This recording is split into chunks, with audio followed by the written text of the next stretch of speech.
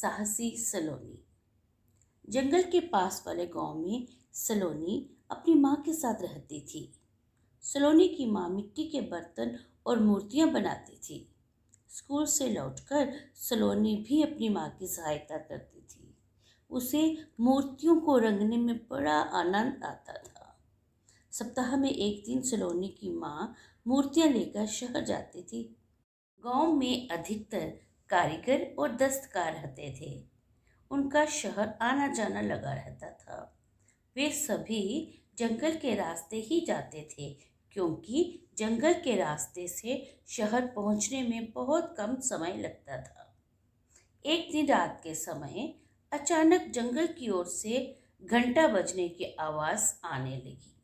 गांव वाले नींद से उठकर बैठ गए। सब हैरान थे कि जंगल में घंटा कौन बजा रहा है।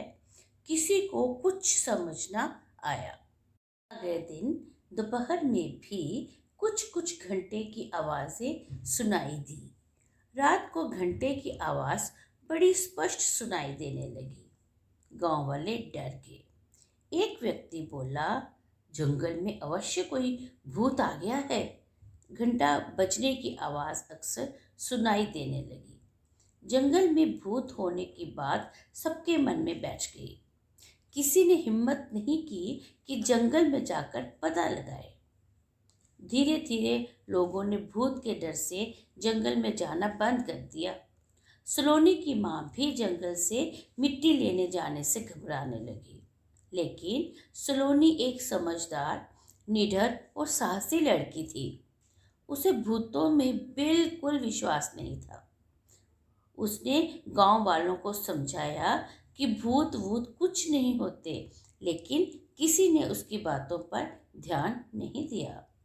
जंगल के बाहर से चक्कर लगाकर शहर जाने में गांव वालों को कठिनाई होने लगी। उनके काम धंधे पर भी असर पड़ने लगा। एक दिन सलोनी की माँ की तबीयत ठीक नहीं थी। सलोनी ने कहा, माँ, आज मैं मूर्तियाँ लेकर शहर चली जाती हूँ। माँ ने रोकने की कोशिश की, पर सलोनी न मानी। उसने मन ही मन जंगल के रास्ते से ही शहर जाने की ठान ली। सलोनी बड़ी सावधानी से मूर्तियों का टोकरा लिए जा रही थी। तभी उसे बंदरों की खू खू की आवाज सुनाई दी और घंटे की आवाज भी आने लगी। सलोनी थोड़ा घबरा गई, लेकिन वह हिम्मत करके आवाज की दिशा में बढ़ने लगी। वहां का दृश्य देखकर सलोनी की हंसी छूट गई। पेड़ पर एक घंटा लटका था और बंदर उछल कूद कर रहे थे। इससे घंटा हिल रहा था और बज रहा था। बंदर शायद किसी आते जाते राहगीर का घंटा उठा लाए थे। सलोनी शहर में दुकानदार को मूर्तियां देकर जल्दी ही गांव वापस लौट आई। उसने माँ को कुछ न बताया। अगले दिन उसने गांव में खबर फैला दी कि वह आज जंगल में भूत को पकड़ने जा रही है। जिसे चलना है उसके साथ चले। पहले तो कोई तैयार नहीं हुआ, पर सलोनी की हिम्मत देखकर मुखिया जी अपने कुछ आदमियों को साथ लेकर चलने को मान गए। सलोनी के स्कूल के कुछ बच्चे भी साथ हो लिए। सलोनी आगे आगे और पीछे पीछे मुखिया और बच्चे। अभी थोड़ा ही आगे गए थे कि घंटे की आवाजें आने लगी।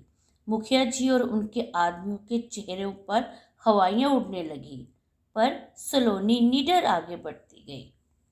बच्चे शोर मचाने लगे, सलोनी, कहाँ है भूत?